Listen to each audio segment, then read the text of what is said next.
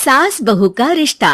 निधि और उसकी सास के बीच हमेशा किसी न किसी बात पर अनबन छिड़ी ही रहती है, जिसके चलते दोनों कभी एक दूसरे को समझने और प्यार करने की कोशिश तक नहीं करती। अरे मेरे तो भाग ही फुट गए जो ऐसी बहू मिली। हाय, मेरी तो जिंदगी बर्बाद हो गई। भगवान, या तो अच्छी सास दे देता या फिर गूंगी।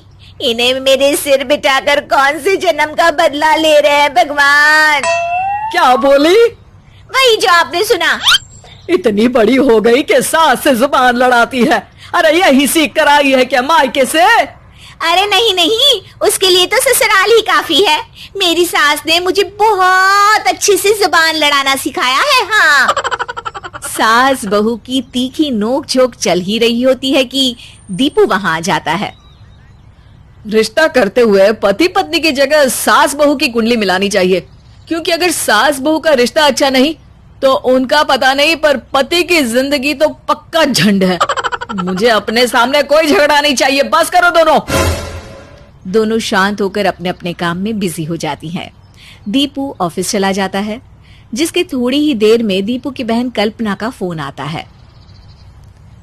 अरे कैसी है रे बेटा? ससुराल में सब बढ़िया है ना?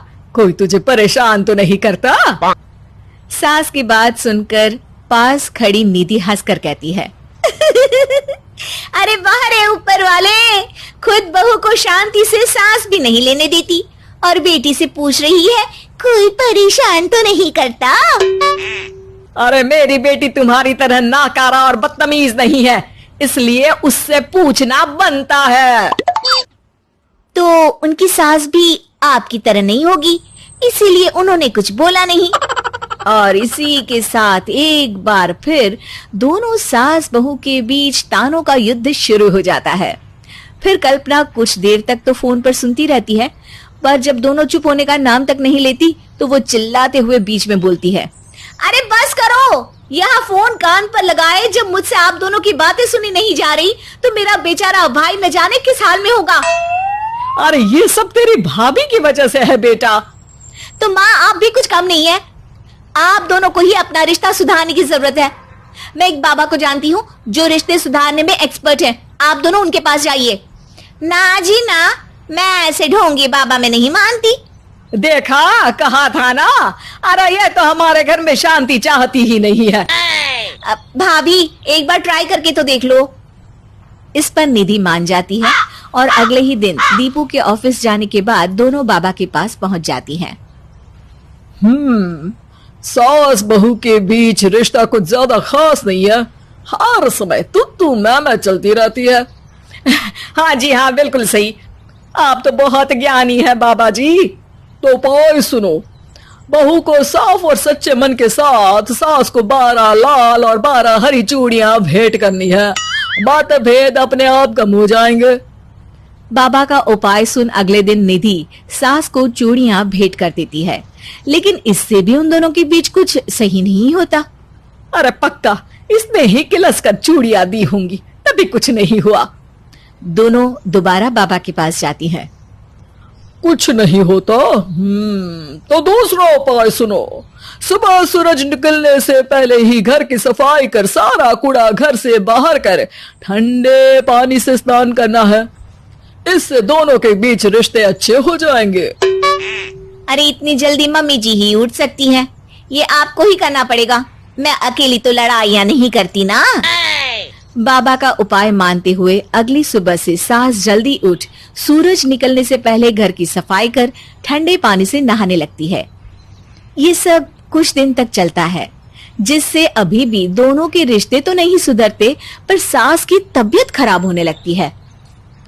अब लगता है आपने मन से काम नहीं किया होगा, तभी तो रिश्ता वैसा का वैसा पड़ा है और तबीयत खराब हो गई। अरे सही कहती थी तुम, कल मुहा ढोंगी बाबा। देर आए पर दुरुस्त आए, चलो आराम करो आप। अब निधि बाकी काम छोड़ सास की सेवा करने लगती है। अपनी पत्नी और माँ में ऐसा बदलाव देख दीपू बिल्कुल हैरान रह जाता है। अरे कहीं बाबा ने कोई जादू टोना तो नहीं कर दिया? मेरी माँ और पत्नी इतना घुल मिल कर तो नहीं रहती। ओहो, सरकाज़म। बस बस अब जाओ और अपना काम खुद कर लो, मुझे मम्मी जी का ख्याल रखना है। निधि की बात सुन हैरान दीपू बस उन्हें देखता रह जाता है और निधि सास का ध्यान रखने में लगी रहती है।